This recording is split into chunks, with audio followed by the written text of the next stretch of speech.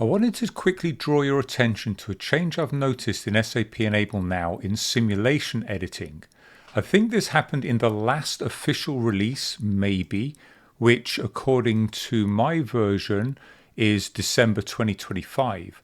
But there have been a few updates that have been pushed out since then, and this may have come up in one of them. And it's a slight problem if you're not aware of what's going on.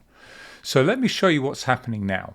So I've got a simulation here, and I've got my demo text and practice text. If you followed along any of my other videos, you'll know I tend to build the demo text, copy that into the practice text, change the practice text to include data if necessary. But for the most part, I'll build it once and I'll just copy it, even if it's exactly the same text. And that's what I've got in the situation here. So I'm going to go into edit the demo text. And if I go and look at inside of that, this here, where it says click the additional groups icon, it's got a little picture of the icon. That additional groups here, that is actually being brought in by a placeholder. The template does this automatically. I use these placeholders quite a lot. So if I go to the placeholder here, this is actually pulling in the object name.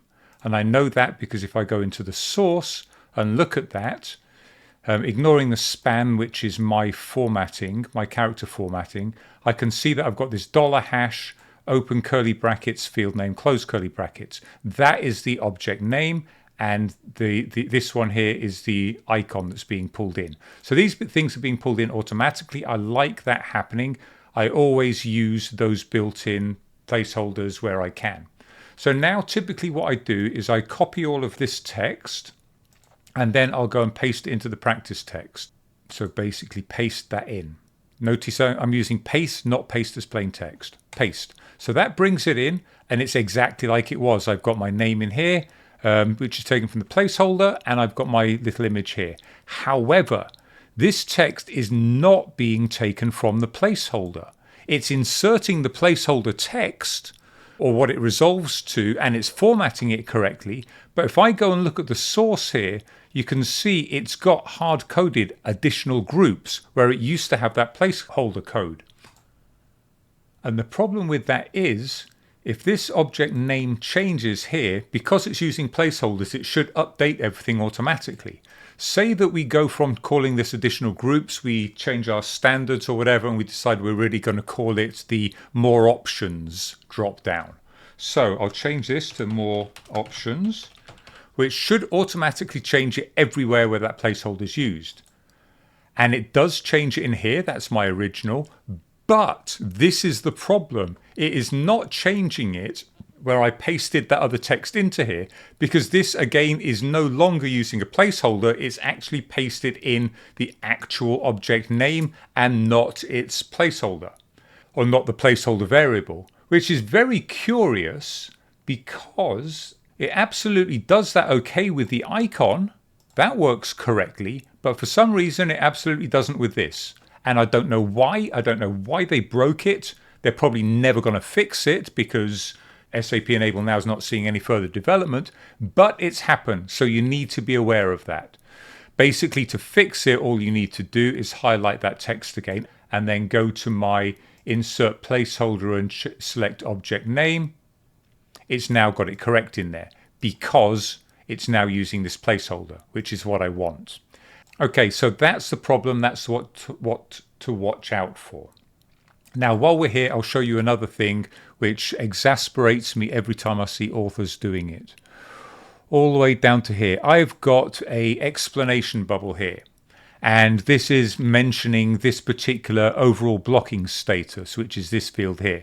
Now, I quite often see authors, they want to draw attention to that during playback, the same way that we've got these red boxes around the action areas for interaction macros. They want that on the explanation as well to make it absolutely clear what we're referring to here.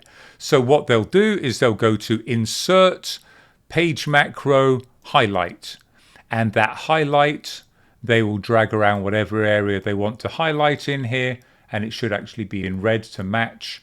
That would be set in the adaptable resources. But this is not the best way to do it, okay? Because I've now got an extra macro in here, and it's completely unnecessary because an explanation bubble already has a highlight. It's just not there by default. But there is one there.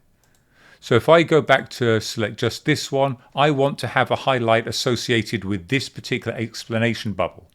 And it is there underneath simulation. If I go and look at that, I can see that I've got two options down the bottom, highlight in demo, highlight in practice. And if I select highlight in demo and I want to have that, it will give me this. It usually puts it in the top left-hand corner because it doesn't know where it's supposed to be because you didn't select an object during recording for this, but you can then just drag this to wherever you want it to be. Now this will show only as a dotted line in the editor, and it won't look exactly the same as this, but that's a good thing because it reminds you that yes, this is the highlight.